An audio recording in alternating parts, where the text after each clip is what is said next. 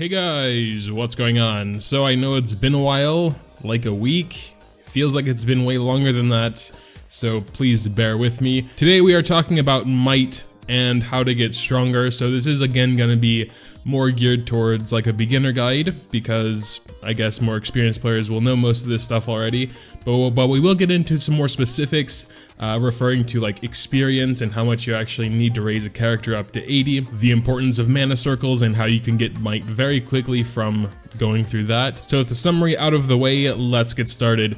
So we're going to be talking about adventurers first. So there are a few things you can do with adventurers. We're not really going to be talking about promoting, because that's a sort of specific thing and you need a ton of Eldwater to get someone to 5 stars.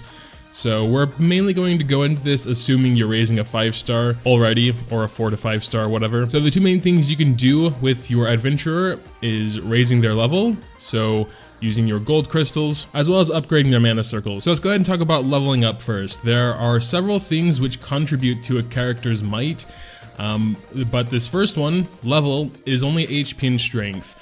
So they don't actually gain any might just from leveling up, but it's more because of the stat increases. So for every 1 HP and 1 strength, you get 1 might. So let's check that out. We would get 5 more HP and 3 more strength, which would in turn give us 8 more total might. So of course leveling them up is a good, fast, and actually somewhat easy way to get might. You can farm these crystals every day of the week from the Avenue of Power, as well as getting a nice bonus twice a day from your daily bonus, a nice chunk of the gold crystals. To get a character from level 1 to 80 takes almost 1.2 million experience, and I believe these gold crystals give 4,500, so you will need quite a lot. Naturally, Cleo only goes to 70 as she's a 4-star, but for all these 80s, it was about 1.2 million. So in summary, raising their level is a pretty good way to get might quickly, especially since you'll have 4 adventurers with you, and you know, you can raise them all equally or however you want to do it. Mana circles are also huge for might, probably the hugest thing. It's just a little bit harder since you're kind of capped by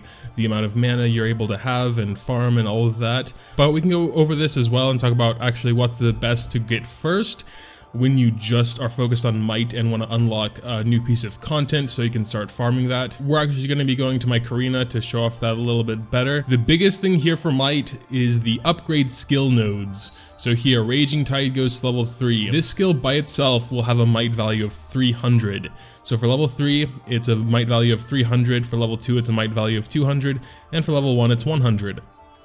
But regardless, each time you get one of these in the mana circle, it's another extra 100 might, and that's pretty huge. The new ability nodes also give some might, although it depends on which actual ability it is. This one, for example, Skill Prep gives 60 might, so yours might have more or less might, but it's also one of those things that gives a somewhat significant amount. Of course, the HP and Strength nodes give their respective amount, so 9 might there, 32 might there, but they're typically pretty easy to unlock. You only need mana for that. Also in the mana circle, we got the upgrade Force Strike, which does give a significant amount as well. I believe it's always plus 60, as well as pretty much any of the other special ones like ability. Stuff like that gives a decent amount as well. I believe once you have the 100% resistance, that's a total of 100 might. So pretty much mana circles in general, but if you only have like enough mana, when you're on like a mana circle here, rather don't go for the HP and strength. If you're really just focused on might, go for the upgrade skill as your first priority, and then all the other special stuff like abilities, force strikes, etc, etc. There's also the co-ability. This gives you might as well, and it gives you more might when you upgrade the last mana circle.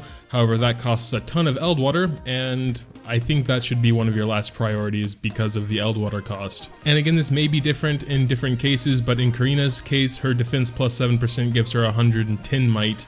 So again, it could be a little bit more or less. I'm not too sure about that. Next, we'll be talking about dragons. They are also a pretty big point of might as well, although nothing is as big as the adventurer itself with its levels and mana circles.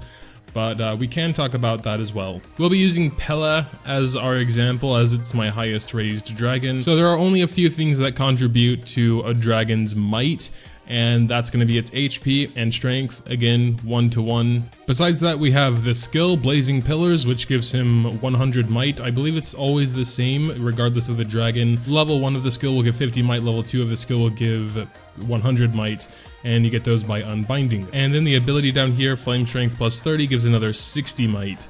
I believe it'll give more if it's higher and lower if it's lower. And the final way they get might is through bond levels. I'm not sure exactly how much because I've never really paid attention to it. So we're gonna go ahead and test that. I'm gonna give my Jeanne d'Arc a few of my 4-leaf clovers to get her to 29 because she has 694 might right now. So we'll check out what it is after she gets up one more bond level. Yeah, 694. Just wanted to make sure. Alright, so it seems to be 10 might per bond level, so up to 300 might just from bond. Try and focus on getting them all up to at least like 15 or so, because that's a pretty easy milestone, and you get their dragon story.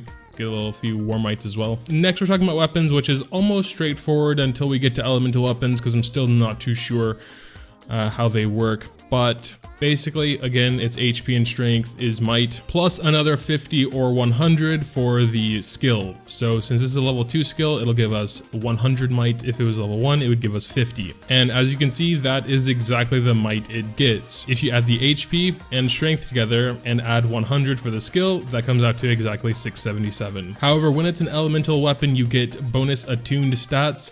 However, that doesn't seem to affect might. As you see, I still get more might from the level 100, but I get more HP and offense here. So as far as the might is concerned, it doesn't seem to matter because you see we get this 430 might, strength, HP, plus 50 for the skill since it's only level 1 is exactly 430. And when we give her a base weapon, she does indeed get 430 might. So the attuned bonus, even though it does actually increase her HP and offense, doesn't seem to change her might. It's a little bit confusing, and I made pretty much a whole video on my confusion, so never mind about that. But I think at the point you start making elemental weapons, you're probably gonna be able to unlock pretty much everything except maybe Hyde Mid-Gasamer dude, so I wouldn't worry about it too much anyway. And finally we got Worm Prince, which is something I don't mess with very often because it just, I don't know. The levels don't seem that significant either way, and to actually make them a lot stronger, you need to unbind them, which has nothing to do with raising their level, and something that's pretty much out of your control. The only one I really raise, of course, is the Glorious Tempest, because I think I'll need every stat point I can have for Midgard Sormer. God, why? Can't they just name him Green Drag or something?